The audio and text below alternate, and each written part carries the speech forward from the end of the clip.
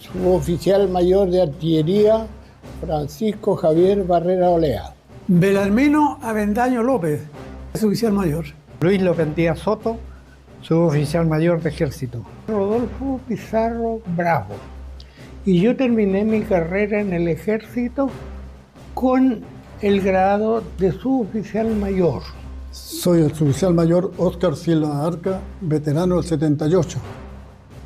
Olegario Belmar Mora. Sudamérica, 1978. En el extremo sur del continente, Chile se ve enfrentado a una amenaza concreta de invasión por parte de Argentina. El detonante, 3 pequeñas islas en el canal Beagle, Picton, Nueva y Lennox.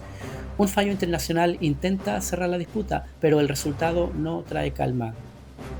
Ambos ejércitos se movilizan y las tropas argentinas avanzan hacia la cordillera posicionando sus tanques frente a los pasos andinos. Unidades navales se encuentran listas para zarpar y los aviones con sus motores encendidos esperando una orden. El plan Operación Soberanía está en marcha. 22 de diciembre de 1978. Las fuerzas argentinas ya se encuentran desplegadas a lo largo de la frontera. Tanques posicionados, unidades listas para avanzar. La orden espera ser ejecutada. En algunos lugares, incluso a pocos metros del enemigo, en la primera línea defensiva, los combatientes chilenos permanecen en sus posiciones, en las trincheras en silencio con sus armas cargadas. Es de noche y nadie sabe si amanecerán en guerra. Yo me encontraba en la estancia Santa María y como es tradicional en las campañas, también se celebra el cumpleaños. Ese día nos habíamos reunido con el comandante de grupo, el mayor Juan Morales Salgado, y todo el personal del cuadro permanente.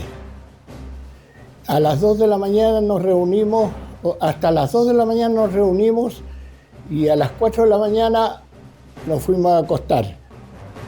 A las 5 de la mañana sonó la radio. Vienen los argentinos. Todo comenzó con un tratado firmado en 1881. Chile y Argentina intentaron fijar sus límites definitivos en el extremo sur. La cordillera de los Andes quedó establecida como frontera continental, pero en el sector austral la redacción dejó interpretaciones abiertas. Las islas Picton, Nueva y Lennox se transformaron en el punto más delicado. Durante décadas la disputa permaneció contenida, hasta que en 1971 ambos países acordaron someter el conflicto a arbitraje internacional. En 1977 el laudo fue claro, las islas correspondían a Chile. Argentina se había comprometido a respetar el fallo, sin embargo lo declaró nulo. Desde ese momento la crisis dejó de ser jurídica y comenzó a ser militar. La respuesta no tardó en llegar. En 1978, Argentina comenzó a estructurar un plan militar de gran escala. El diseño estratégico contemplaba múltiples frentes simultáneos. No se trataba solo del canal Beagle. En el centro, desde Mendoza y San Juan, se proyectaba avanzar hacia la zona central de Chile, presionando el eje Santiago-Valparaíso. En el sur, grandes agrupamientos en Neuquén y Río Negro debían cruzar la cordillera con la intención de dividir el territorio chileno, cortar al país en dos. Desde la Patagonia, otro eje avanzaría hacia Punta Arenas, buscando controlar el extremo austral y el estrecho de Magallanes. En el ámbito marítimo, unidades navales estaban destinadas a proyectarse hacia el sur, con posibilidad de enfrentar a la flota chilena. El plan fue conocido como Operación Soberanía. En el norte, el escenario era incierto. La posibilidad de una ampliación regional del conflicto era considerada en los análisis militares de la época. Chile debía prepararse para más de un frente. Mientras el plan argentino tomaba forma, en Chile la respuesta fue inmediata. Se reforzaron posiciones en la cordillera, se movilizaron unidades hacia el extremo sur y en Punta Arenas los hombres comenzaron a recibir material de combate real. Yo tengo 92 años y desde que entré al ejército el año 71 como conscripto, me fui a la escuela el 73, llegué a Punta Arenas al regimiento Pudeto y desde esa fecha yo he sido militar. No solo fui por el uniforme que sobré, sino por el espíritu que tengo. Yo estuve en varios en varios conflictos, o sea, fui partícipe. Yo no era un combatiente, yo era lo que se llama de servicio, de apoyo. Yo era como los que hay mecánicos electricistas, mecánicos de automóviles, yo era un mecánico de armas, pero mi servicio era recibir todo lo que llegaba, nos llegaba del norte, nos llegaba de... clasificarlo, porque eran municiones o fusiles o algo para diferentes grupos de artillería, infantería, telecomunicaciones. Yo era el que distribuía o entregaba lo que a mí me ordenaban entregar los mandos a diferentes. Y era un guardalmacén de elementos. Antes del año 78 nosotros estábamos muy pobres de elementos, porque no nos habían considerado mucho. Pero cuando vino el 78, entonces sí que cambió la cosa, porque en los primeros días de movilización nosotros no estábamos bien armados, no estábamos bien preparados. Técnicamente, físicamente estábamos bien. Personalmente, a mis compañeros yo los veía muy bien, pero nos faltaban los elementos que después comenzaron a llegar en cantidades suficientes para armarlos a todos y crear una mayor presencia, que yo creo que influyó mucho en las determinaciones que tomaron las autoridades, porque los argentinos, que en un principio pensaban encontrarse con unos mansos desarmados, sabían ahora, por medio de sus servicios, que el ejército estaba totalmente bien armado. Bien, yo lo puedo afirmar eso, porque a mí me tocó distribuir los elementos que llegaban. Incluso los civiles que se reclutaban, a mí me tocaba ponerlos. Por ejemplo, les voy a dar un ejemplo. En Porvenir, en la isla donde estaba la llegó una compañía de carabineros. Venían carabineros que no tenían el espíritu militar, pero sí la enseñanza. Y yo tuve que entregarle los elementos para que fueran a la frontera a verla. Con eso les doy un ejemplo de lo que yo tenía que hacer, diferente al combatiente que está en la línea esperando al enemigo. En el mismo lugar, otro suboficial de la segunda compañía fusileros del regimiento Pudeto queda a cargo de la administración del casino. Desde allí, en contacto permanente con autoridades locales y personal de la unidad, comienza a percibir cómo la tensión militar también impacta la ciudad. Un tercer suboficial proveniente del regimiento de caballería blindada número 6 Dragones es destinado al almacén de vestuario y equipo. El año 1978 me encontraba cumpliendo mi servicio en el regimiento de infantería número 10 Pudeto en Punta Arenas. Y en ese entonces administraba el casino de suboficiales de Pudeto. En julio del 78 yo pertenecía a la segunda compañía de fusileros del Pudeto, y esa compañía se movilizó hacia la frontera. Y yo no pude ir con ellos porque estaba administrando el casino del regimiento. Y la verdad que mis colegas de la segunda compañía fueron los primeros que llegaron a la frontera y se pasaron todo el invierno en instrucciones, en campaña en la frontera. Ingresé a la institución en el año 1965 haciendo servicio militar. Posteriormente me quedé contratado como cabo de planta. Y el año 1969 postulé a la escuela y quedé aceptado.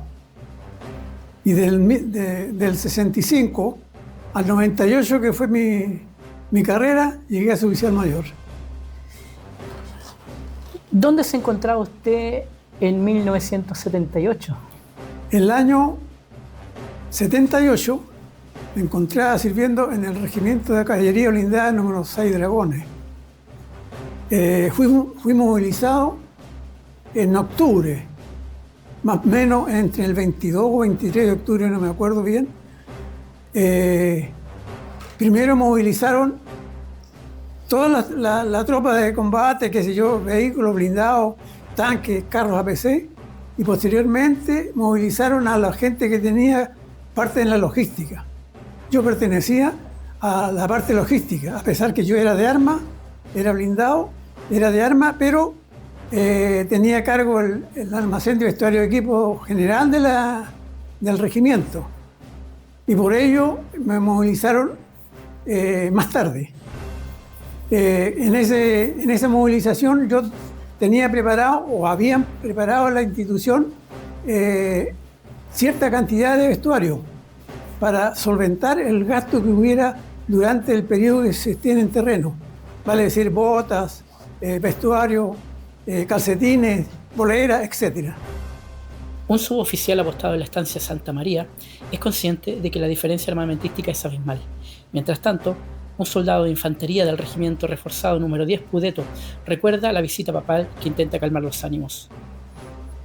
¿En qué momento tomó conciencia real de que Chile podría entrar en guerra? En ese mismo momento yo sabía que podrían venir los argentinos porque estábamos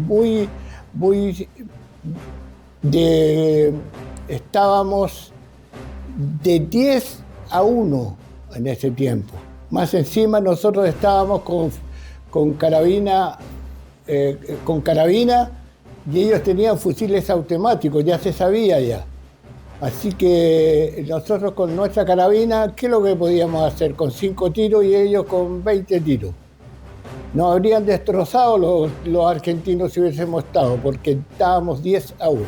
Soy un soldado que inició su vida profesional el 1 de febrero del año 1960 como alumno del Batallón Escuela de Suboficiales de la Escuela de Infantería San Bernardo.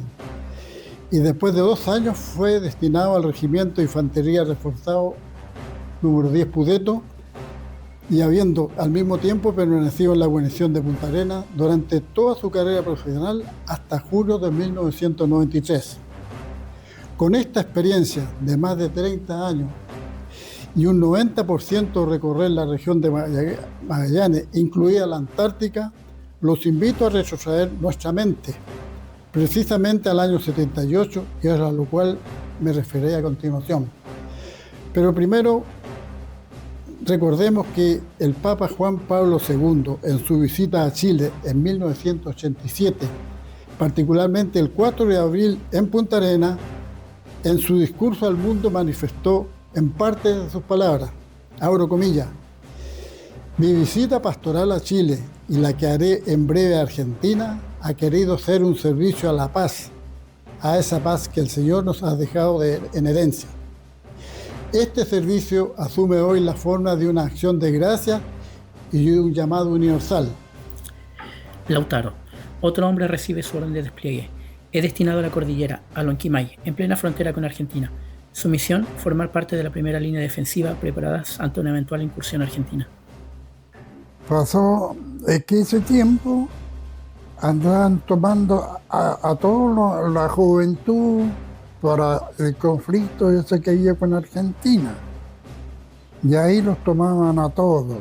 Ahí los llevaron al destacamento, al Lautaro, para presentarlos y llevarlos, enseñarlos un poco a los que no sabían. Y a los demás para llevarlos a la cordillera para ir a poner bombas. Claro, porque se tenían el conflicto con Argentina y los argentinos tampoco sabían que, ¿cómo se llama? Como que lo hicieron aquí en Chile, pongamos, lo hicieron como callado. Entonces se fueron para la cordillera a poner bombas antes que los argentinos fueran a la cordillera. O sea, al momento que los argentinos llegaban a la cordillera, ya había peligro para ellos, pero no para los chilenos. ¿Dónde estaba usted cuando supo que el país podía ir a la guerra? ¿Cómo se enteró de la noticia? Por radio, en Lautaro.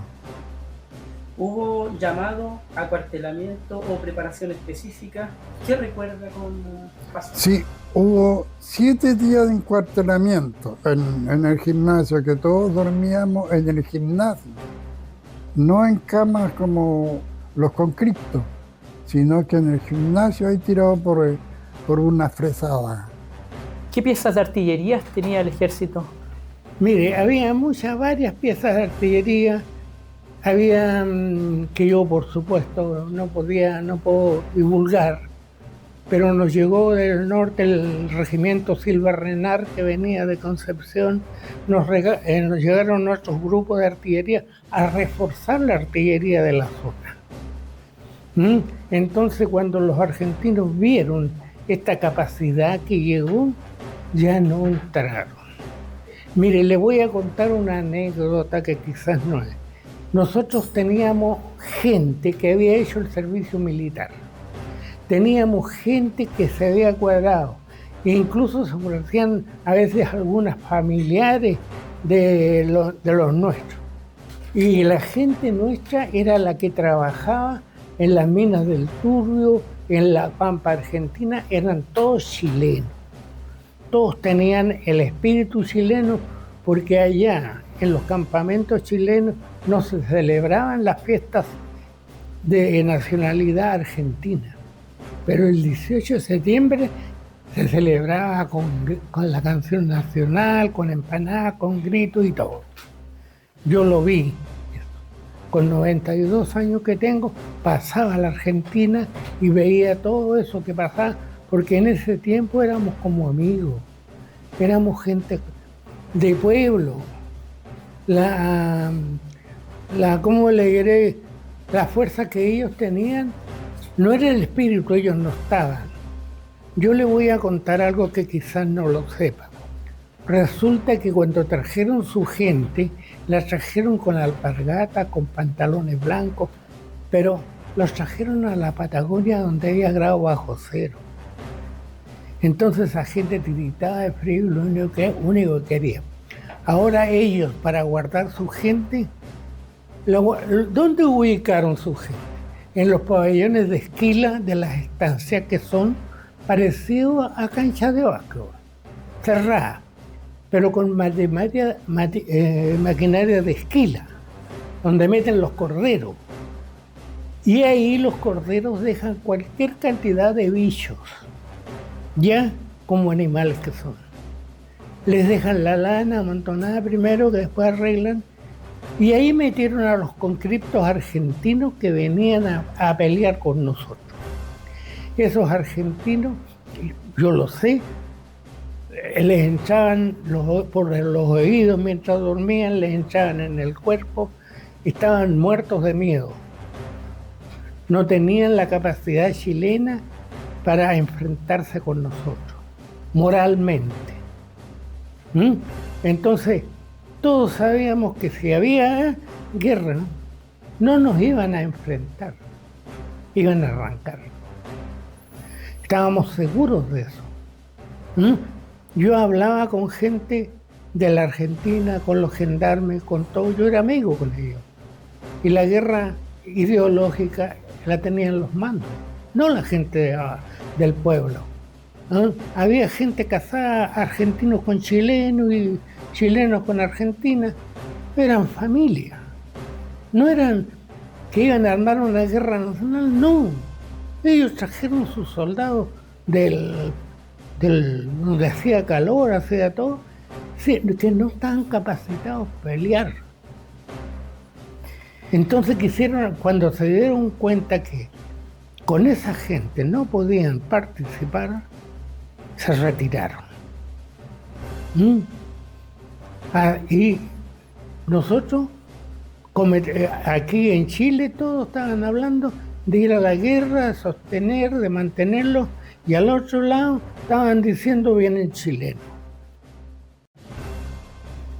Para ayudar a los esfuerzos de la inminente guerra, los habitantes de Punta Arenas comienzan a llegar con alimentos para los combatientes. Es 22 de diciembre y las festividades de fin de año se acercan. El alto mando apoya y aporta a la iniciativa. Por mi administración que tenía en el casino, tenía que salir del regimiento, ir a hacer compras para mantener el casino, porque llegaban muchas visitas que había que atender en el casino. Y ahí yo tenía personal a cargo que les cocinaba a gente que llegaba de otras unidades, personal de planta. Entonces transitaba mucha gente en el casino. Usted menciona que tenía mucho contacto con la comunidad. Respecto a esto, ¿cómo veía usted la reacción de la gente? No, la gente apoyaba mucho al ejército en esa época. Y incluso hay gente que llegaba al regimiento trayendo cosas para que le mandaran a los soldados a la frontera. Pero la verdad que como que eso no estaba coordinado, que recibir cosas para llevarle a los soldados no era... la gente que estaba en el regimiento estaban instruyendo gente para enviar para la frontera. Entonces nadie estaba preocupado de que... Pero sí que al final del año, para la fiesta, digamos, ahí se recibió mucha ayuda, panes de Pascua, licores, para llevar a los soldados que estaban en la frontera, que la ciudadanía llevó. Y fuera de eso, el mando, digamos, del regimiento, de la división, se puso con algo más, con lo que para que no fuera tan pobre, digamos, y apoyar más a la ciudadanía, y se le llevó muchas cosas que no pensaron que le iban a llegar allá a la frontera. Bueno, a todos no les habrá llegado, pero sí a la mayoría le llegó.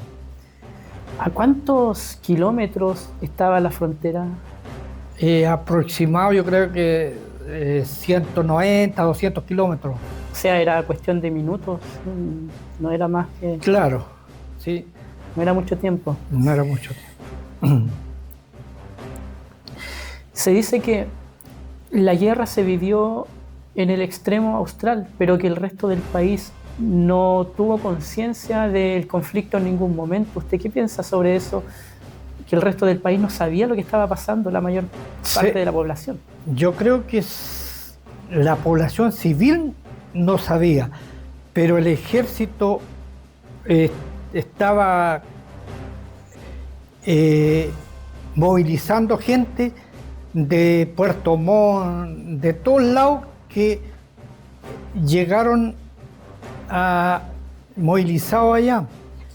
Y incluso se hicieron, y hay aquí incluso en Temuco, agrupaciones que son del año 78, que hicieron el servicio militar y todavía tienen contacto con gente, con las unidades, en este caso con el regimiento Pudeto. Se habla del plan Soberanía como la estrategia argentina para invadir Chile y partirlo en 4 partes. ¿Se sabía? ¿Qué sabían ustedes sobre eso?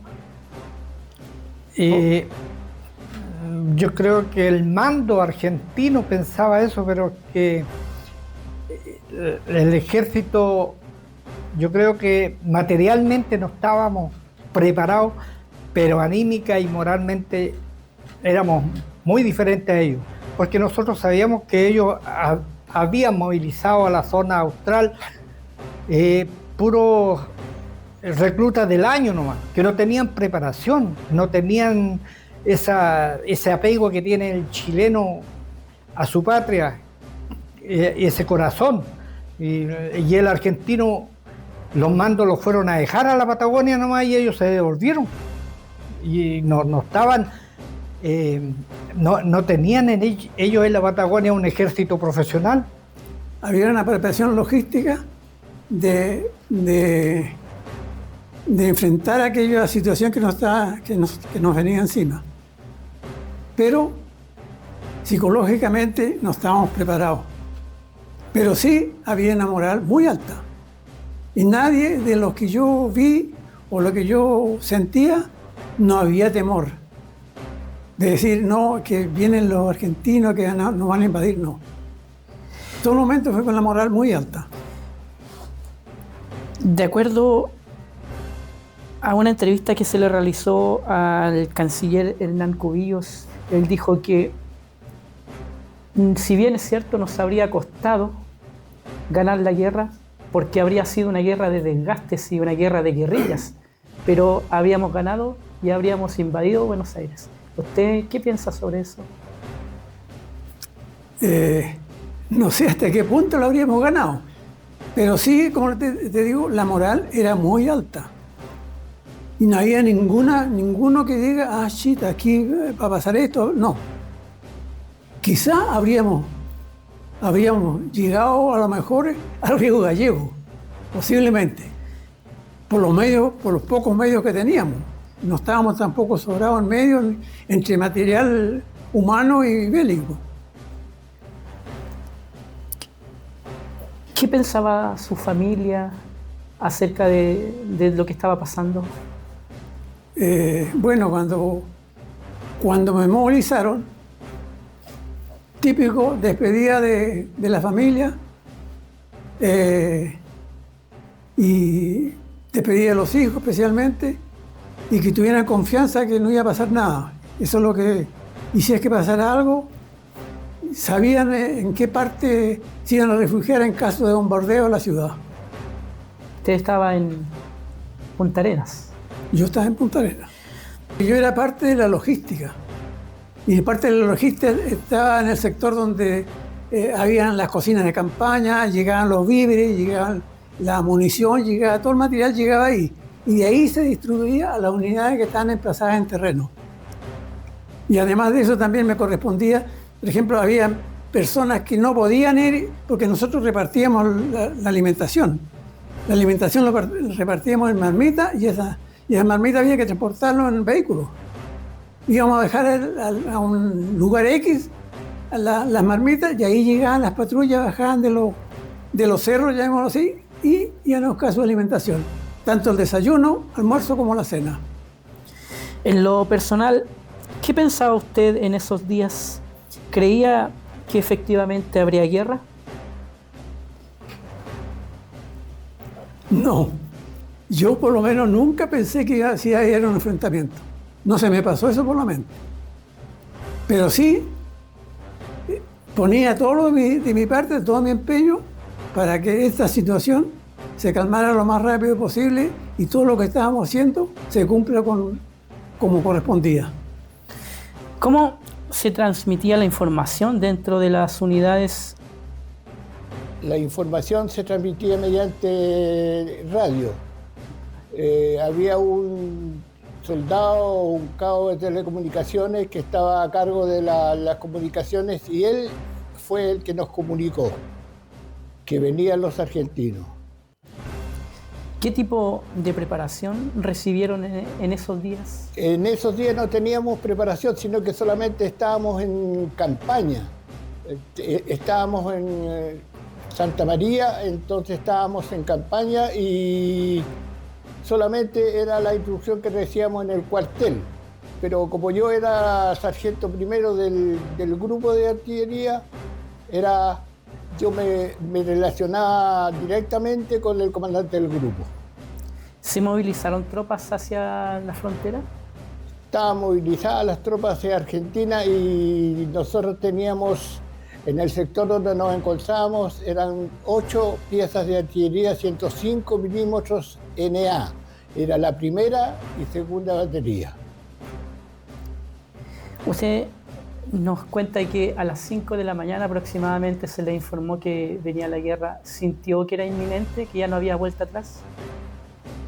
Nosotros sabíamos que no había vuelta atrás porque resulta que vimos nosotros con nuestros propios ojos, vimos que en el frente del ataque estaban los argentinos en un cerro y se veían. Estaban con una manta negra y se veían que cuando estaban movilizándose.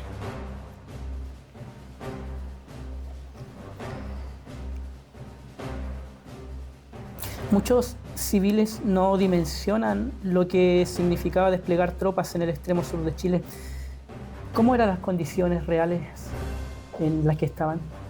Condiciones eran muy malas, muy deficientes, porque nosotros, los personal de planta, dormíamos en el suelo y los soldados dormían arriba de los camiones de artillería y dormían ellos en las mismas posiciones de artillería. Así que cuando sonó la alarma, ellos ya estaban dispuestos ya. En cada pieza ya estaban dispuestos porque ya la alarma había sonado.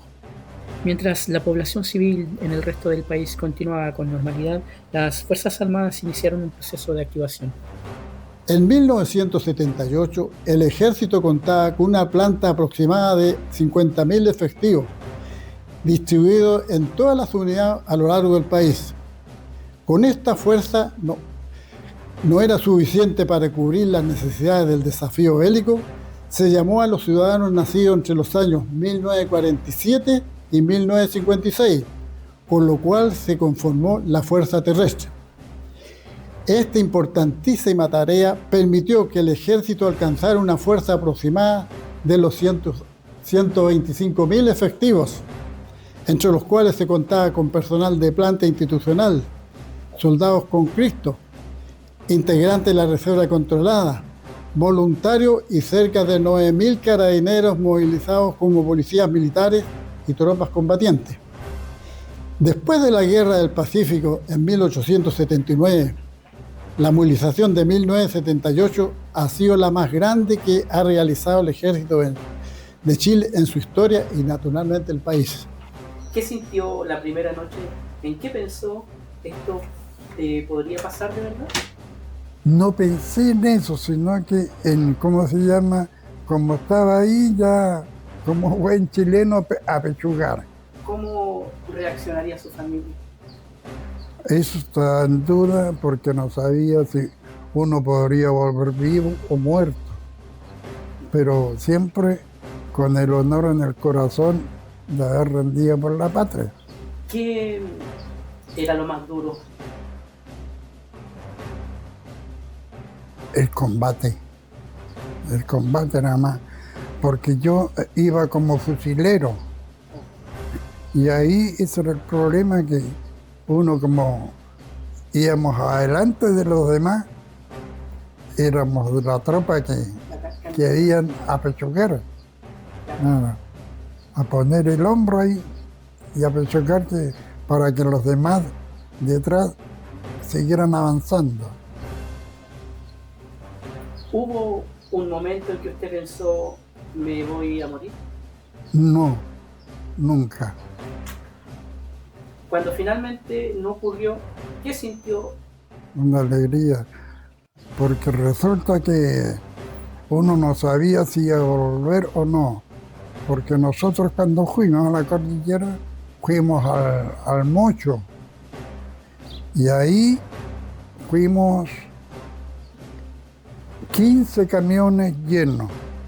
Salimos en la noche como las 7 de la tarde y allá andaba un teniente que había llegado del norte. No me acuerdo cuánto era, parece que era el apóstol, no me acuerdo cuánto, y se perdió en Curacautín. Y en vez de ir para el refugio, cortó para otro lado. Total, que donde estaba el campamento, llegamos como a las 6 de la mañana, sin dormir. Y así que ahí tuvimos que hacer el campamento y ahí esperar que llegaran los otros jefes. Que yo andaba caminando ahí frente a la plaza, en la autónoma, y ahí agarraban a cualquiera, lo tomaban igual, chascones o no chascones, pero a los chascones incluso le cortaban el pelo para que pareciera gente. ¿Le informaron a su familia cuando...? Sí. ¿Cómo le informaron? ¿De qué manera? Fueron al domicilio mío. Y ahí le dijeron que tenían que llevar una pata de caballo. La pata de caballo era el comitre que podían llevarme a mí, pero sin alcohol. Por ejemplo, podría hacer un pan de esos largos chocosos que había con longaniza, huevos, todo eso podían pasármelo. Y ahí en la guardia, ahí me llamaron y me dijeron que tenía una pata de caballo en la guardia. Así que yo fui a buscar a la guardia y era ¿cómo se llama? Un paquetito así. Y ahí yo lo puse cuando salimos. Después, el sexto día, lo puse en la mochila. Y ahí, cuando iba caminando el camión para allá, para la cordillera, me senté encima de la mochila. Pero yo no sabía qué me habían echado. Pero cuando llegué a la cordillera y vi la cuestión, me habían echado huevos cocidos. Así que tenían todos planos los huevos, claro. ¿Y cómo fue ¿Hubo algún momento de tensión o que lograron ver como alguna patrulla argentina o no? No, ninguna. Nosotros pasamos como 20 kilómetros más allá de la cordillera. ¿Atravesaron la frontera de Argentina? Pasamos a la Argentina y ahí se pusieron las bombas. En 1978, Argentina contaba con una ventaja numérica en el aire. Sus escuadrones superaban en cantidad a los de la Fuerza Aérea de Chile. Sin embargo, la ubicación y capacidad real de las aeronaves chilenas no siempre era clara para el otro lado de la cordillera. En un escenario donde la información podía ser tan decisiva como el armamento, la incertidumbre también jugaba su papel. Mire, en ese tiempo, Chile contaba con unos aviones de negros que los trajeron desde Iquique, unos aviones grandes, unos bombarderos que se usaron en la Segunda Guerra Mundial. Esos pasaban volando por arriba del territorio argentino. No hacían, pero sí pasaban a cierta altura. Entonces, ¿qué es lo que sucedía? Ellos creían que había montones de aviones. Y no, ellos tenían más aviones que nosotros. Tenían más que todo, pero no sabían usarlo. Ese era el concepto que teníamos. Yo no estaba en la línea combatiente, no estaba en la frontera. Yo estaba atrás, yo estaba en el muelle. Cuando un barco desembarcaba las cosas a los camiones, yo les decían, estas cosas van acá, estas otras van para allá. Cuidaba. Y después tenía en estadios de básquetbol grandes, montones de cosas que correspondían a diferentes regimientos o a diferentes unidades o a diferentes... Porque no es lo mismo mandar un cajón con bombas de artillería donde había pura infantería. Entonces yo era el que decía, me daban la orden, tiene que abordar con tanto, y yo era el que decía, ya, de aquí va. ¿Se da cuenta? Decían, estas municiones de ametralladora, .30 o .50. Eso determina el calibre del arma que está apuntando. Entonces me decían, tiene que mandar a esto tanto. Esa era. Ahora, la jefatura tenía la capacidad de saber cuánto había en cada lugar. Porque si a mí me dan una orden, manda acá, ellos allá decían, disminuyó la cantidad. Esto no ella. Esa. Entonces, nosotros usábamos, por ejemplo, dos tipos de munición. La NATO, que es de las Naciones Unidas, que usa un tipo calibre. Y la NAA, que es norteamericana, que se fija por otro calibre. ¿Ya? Incluso nosotros teníamos munición que se mide en pulgadas. Y teníamos otra munición que se mide en centímetros, que son diferentes. ¿Ya? Entonces había que saber clasificarla, había que ver cuáles eran las bombas de avión, llegan sin espoleta, llegan a otro lado. Incluso se mezclaban con las bombas, con los proyectiles de los cañoncitos de la pesquera que cazaban ballenas, que tiraban. También habían ahí. y había que clasificarla en un rincón. Todo eso estaba. Y todo eso había que saber dónde iba, cómo iba y cuánto iba. Ahora mi misión a veces era que comenzaba a llegar un tremendo volumen porque al principio no llegaba nada, pero después nos llegó en cantidades, un volumen, y tenía que estar clasificando, pasaban las 24 horas y que llegaba, y después venía la calma. Pero en el ápice, en el acto, cuando llegaba a todo, había que trabajar mucho. Entonces, nosotros sabíamos que el espíritu de lo estaba bien porque veían llegar las cosas que le correspondían. El espíritu estaba alto, estábamos dispuestos. Y más aún, la gente de Magallanes, donde yo estuve, vivía en Magallanes, los chilenos, sabían cortar el frío, ellos sabían vivir, abrigarse, sabían todo eso. Y la gente argentina que trajeron venía de la parte blanda de Argentina, venían mal trajeados, venían apenas con el fusilcito. Así que nosotros por experiencia sabíamos que apenas le echáramos, iban a botar el fusil y iban a arrancar. No estaban en condiciones. Mire, nosotros secretamente supimos que bastante gente argentina falleció. No directamente por el frío, pero sí por una pulmonía. El frío que había. Los argentinos tenían un tren que llega desde Buenos Aires hasta acá, por la planicie. Con eso llevaban el carbón de las minas que había al otro lado. Pero esta vez los trajeron para traer concreto y se llevaron ataúdes en vez de concreto, de vuelta. Eso no se lo contaron a nadie. Ya, cuando fue esas situaciones, iban para allá y cuando volvían, ya volvían enfermos.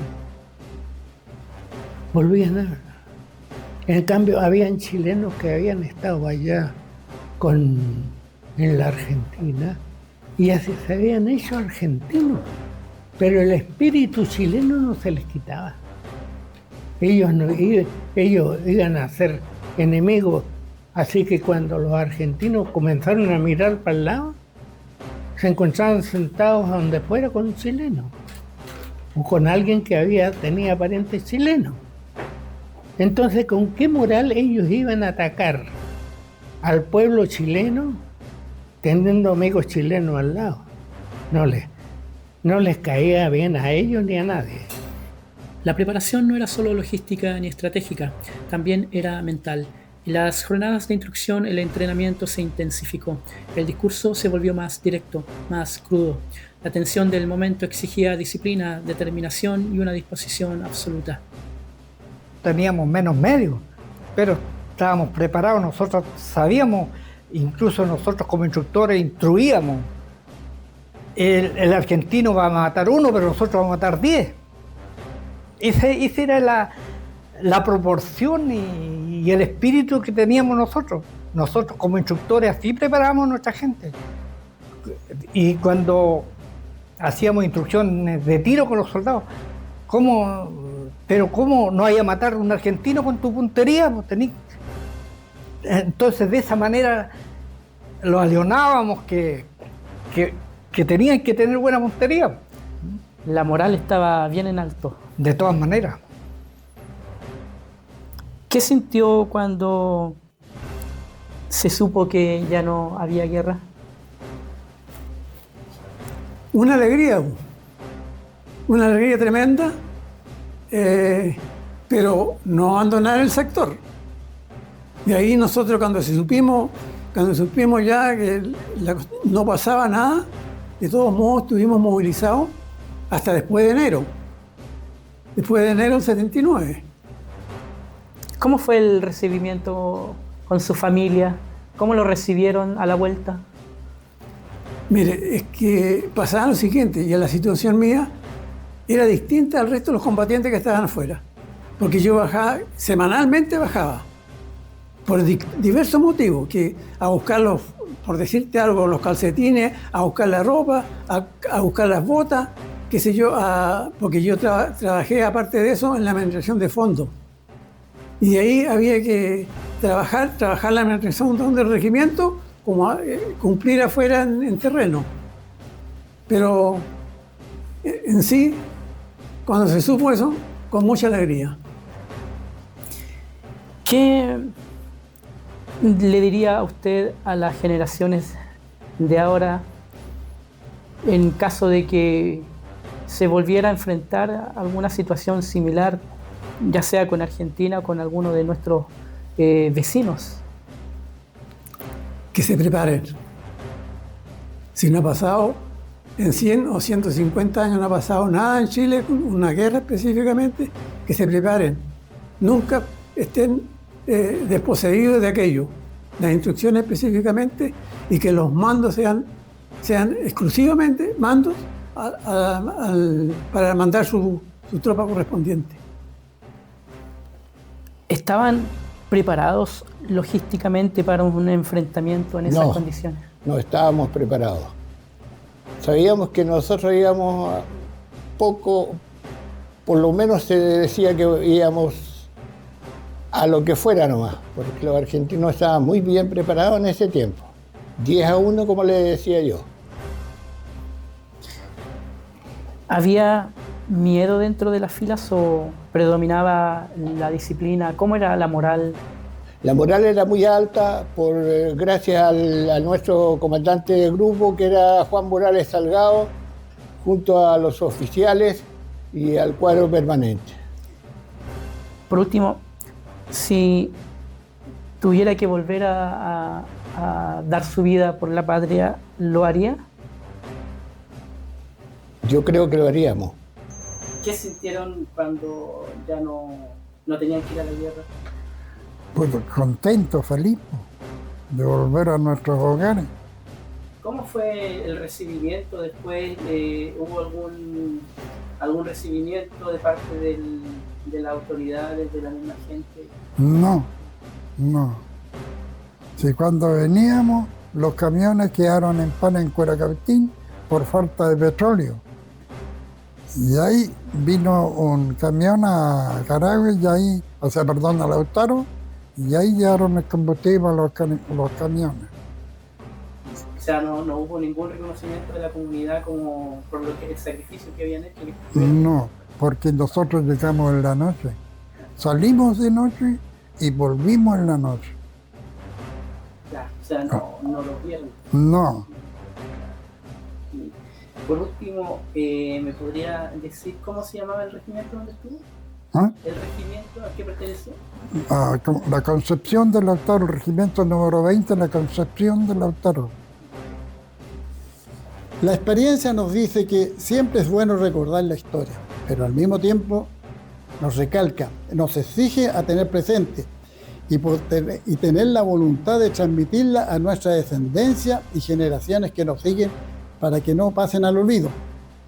Esto en el ámbito social donde cada uno de nosotros nos desenvolvemos en el actual diario vivir, ya lo palpamos en carne propia.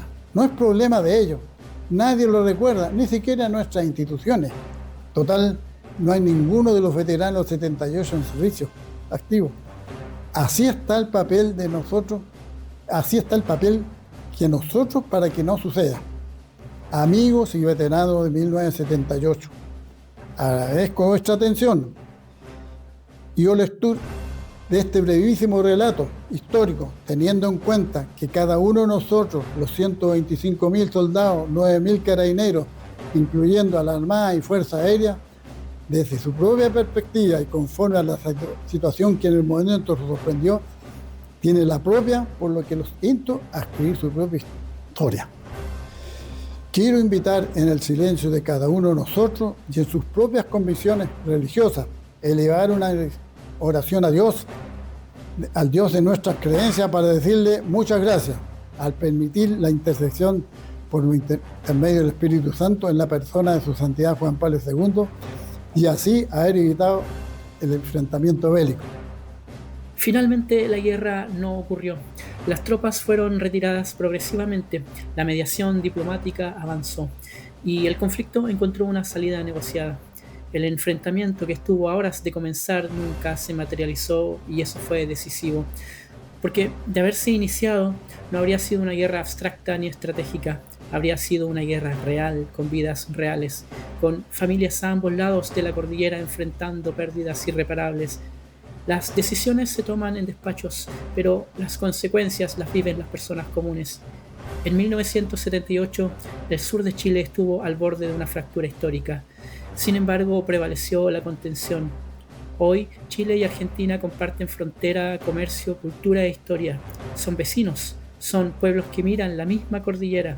La lección de aquel diciembre es clara. La diplomacia, incluso en el último minuto, puede evitar lo irreversible. Soy Nelson Santibáñez y esto fue El Rastro, explorando lo invisible.